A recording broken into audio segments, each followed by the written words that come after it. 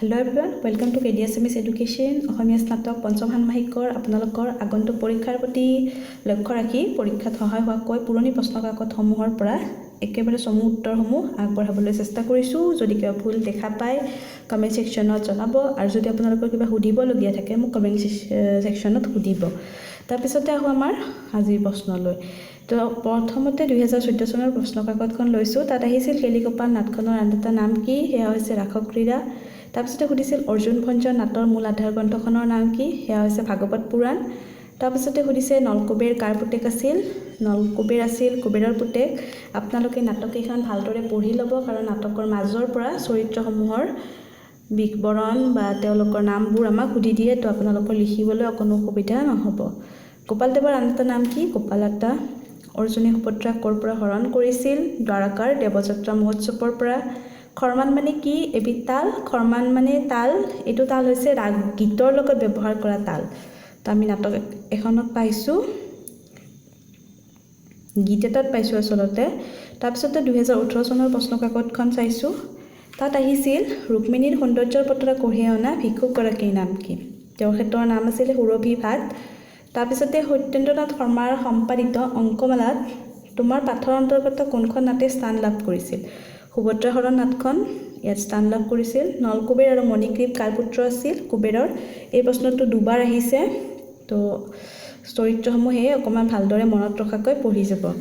জন্মযাত্ৰা নাটত ভূমিৰ ভাৰ হৰণৰ বাবে ব্ৰহ্মাৰ ওচৰত কোনে প্ৰাৰ্থনা কৰাৰ কথা উল্লেখ আছে? বসুমতী।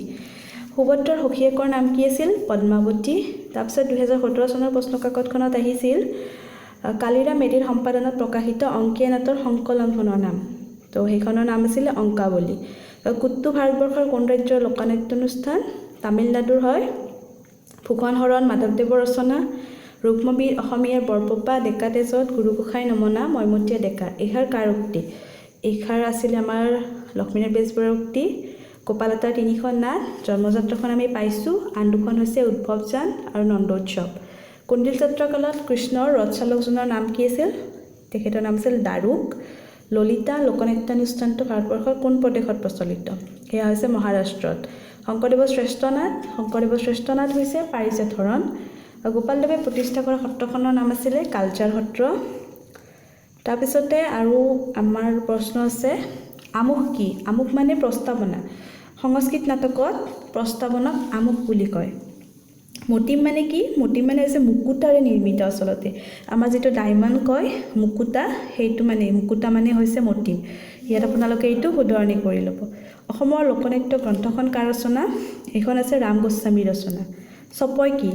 চপয় হৈছে বৈষ্ণৱ যুগৰ ছন্দত ৰচিত এবিধ স্তৱ বা গীত। ই আচলতে গীত নহয়, এক প্ৰকাৰৰ এই ছন্দত ৰচিত স্তৱকে হয়।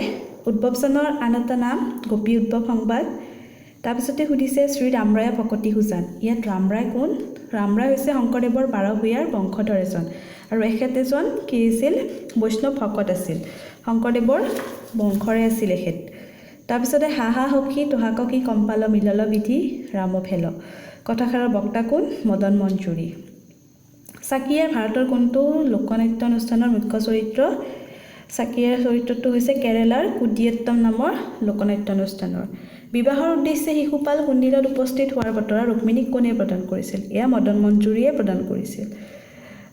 অৰ্জুন ভঞ্জৰ নাটত সামৰণিত থকা গীতটোৰ নাম সুধিছিল, গীতৰ ৰাগটো সুধিছে আমাক কল্যাণ। আৰু আমি আগতে যে খৰতাল পাইছোঁ, এই কল্যাণ ৰাগৰে তালটো আছিলে খৰতাল, খৰমান তাল। সহি ঋষি আজ্ঞা পালিয়ে হামু সন্ন্যাস ধৰ্ম আচৰ্ব। ইয়াত উল্লেখিত ঋষিগৰাকী হৈছে নাৰদ ঋষি। জন্মযাত্ৰা নাটত উল্লেখিত বসুদেৱ দৈৱকীৰ বিবাহত পৌৰোহিত্য কৰা মুনিগৰাকীৰ নাম। তো বসুদেৱ আৰু দৈৱকীৰ বিবাহত গৰ্গ ঋষিয়ে পৌৰোহিত্য কৰিছিল। বন্দুলী অধিক অধৰ অৰুকান্তি। বন্দুলী আৰু অধৰ শব্দৰ অৰ্থ, বন্দুলীৰ অৰ্থ বাদুলী আৰু অধৰৰ অৰ্থ হৈছে দেহা। সংস্কৃত নাটত ভৰত বাক্য কোনে পাঠ কৰে? সংস্কৃত নাটকত নাটকৰ প্ৰধান চৰিত্ৰ অৰ্থাৎ যিটো মুখ্য চৰিত্ৰ থাকিব সেইটোৱে ভৰত বাক্য পাঠ কৰে। অংকাৱলী আৰু অংকমালা গ্ৰন্থ দুখন কোন দুগৰাকী সাহিত্যিকৰ সম্পাদনা? অংকাৱলী হৈছে কালিৰাম মেধিৰ আৰু অংকমালা হৈছে সত্যেন্দ্ৰনাথ শৰ্মাদেৱৰ। মাধৱদেৱৰ ঝুমুৰা 4খন, চোৰধৰা, ভীমপৰা গুচোৱা, ভোজন বিহাৰ আৰু ভূমি লেটোৱা। অৰ্জুন ভঞ্জ নাটৰ কাহিনীত ভাগৱতৰ কোন কোন অধ্যায়ত বৰ্ণিত আছে সুধিছে। ভাগৱতৰ নৱম, দশম আৰু একাদশ অধ্যায়ত অৰ্জুন ভঞ্জ নাটৰ কাহিনীভাগ বৰ্ণিত আছে। শ্ৰীৰামাতা কোন যুগৰ কবি? শংকৰোত্তৰ যুগৰ কবি। সুভদ্ৰা হৰণ নাটৰ মূল কি সুধিছে? ভাগৱত পুৰাণ আৰু মহাভাৰত। আপোনালোকে গোটেইকেইখন নাটকৰ মূল কি আৰু প্ৰধান চৰিত্ৰসমূহ ভালদৰে পঢ়িব। নন্দ আৰু যশোদা ৰূপে গকুলত কোনে জন্ম লৈছিল? দ্ৰোণ আৰু ধাৰাই। তো আজিলৈ বাছ ইমানেই। 40টা প্ৰশ্ন মই আগবঢ়ালোঁ আৰু আগন্তুক ভিডিঅ'বোৰত ইয়াৰ পৰৱৰ্তী প্ৰশ্ন উত্তৰবোৰ দিবলৈ চেষ্টা কৰিম। যদি ভিডিঅ'টো ভাল পাইছে প্লিজ শ্বেয়াৰ কৰি দিব।